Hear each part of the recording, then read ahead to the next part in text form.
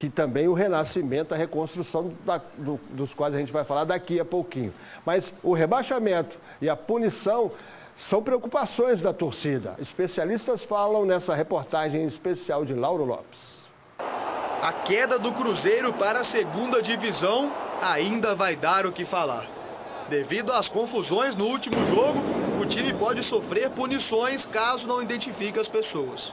O Cruzeiro poderá perder o mando de jogo de 1 até 10 partidas, além de multa, e também até interdição do estádio. O artigo 213 diz o seguinte, que ele poderá ser punido com a perda de 1 a 10 partidas se não tomar as providências capazes de prevenir e reprimir lançamento de objetos no campo de jogo, invasão do campo de jogo e desordens no estádio.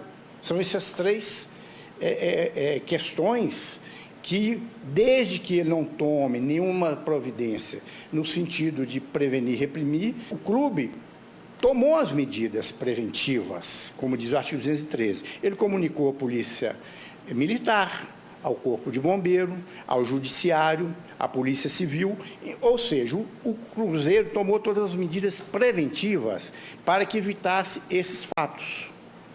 E, inclusive, ele foi mais além.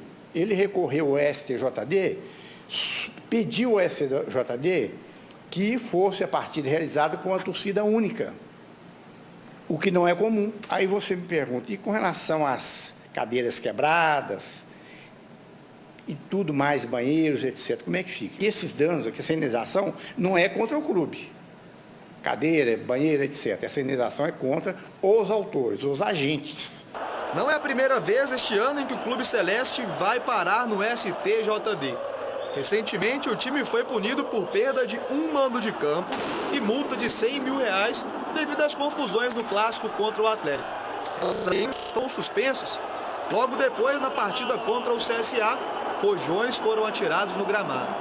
Por ser reincidente e, novamente, caso não identifique as pessoas, a pena pode aumentar. Desde que o STJD demonstre, a Procuradoria do STJD demonstre que o Cruzeiro não cumpriu as disposições do artigo 11 e do artigo 213. Se o Cruzeiro violar o disposto no artigo 11 e no artigo 213, aí poderá ser penalizado. Pelas informações constantes nos órgãos de segurança, ele cumpriu todos os dispositivos. E, portanto, não há como ser penalizado, embora grave o fato ocorrido. No futebol, cenas como essas parecem não ter fim. Em 2009, o estádio Couto Pereira também virou palco de vandalismo dos torcedores do Coxa, depois do time ser rebaixado para a Série B. Na ocasião, a equipe verde-branca foi punida por perda de 30 mandos de campo, mas pagou somente 10 por recorrer a decisão ao STJD.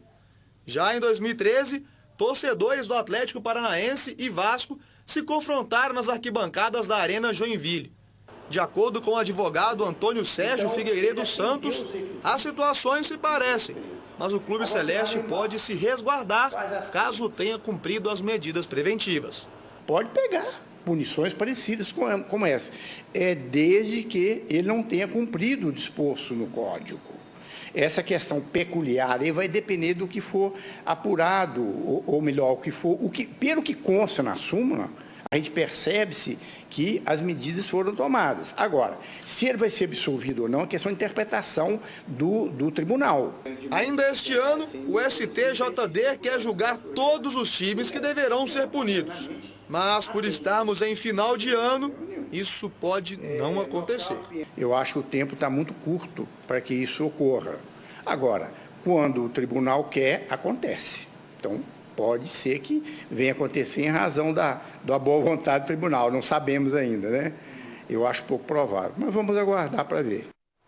Então, essa é a expectativa da torcida com relação ao que vem por aí em termos de punição. Você, Hugão, como analisa esses casos todos? Leopoldo Siqueira, que bom que a gente teve aí uma análise, né, de um advogado, uma pessoa especializada nisso mesmo, mas o julgamento, a gente não tem certeza do que realmente vai ser, né? É fato, as imagens são fortes, né?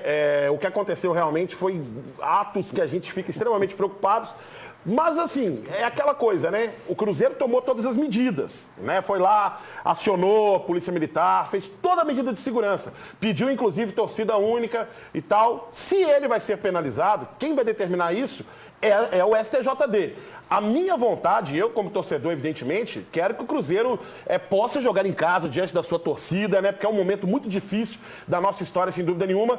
Que bom que a gente teve esclarecimento, me deixa um pouco mais esperançoso, porque eu, particularmente, estava muito preocupado em relação a isso. Mas vamos aguardar esse julgamento aí, quem sabe as coisas não podem vir favoráveis ao nosso Cruzeiro. Leopoldo Siqueira, se durante o campeonato inteiro as duas torcidas do Cruzeiro se confrontaram, as duas principais organizadas, e havia esse risco para a rodada final, como o próprio, acho que o STJD, alguém que recorreu ali, falou então que jogue de portões fechados essa última partida, se não tem certeza de que consegue manter a segurança. Então aqui, em nome da torcida brasileira que tem sofrido com isso, eu estou pedindo uma punição maior para ver ali no Cruzeiro e Guarani, no Parque do Sabiá, a maioria da torcida do Guarani.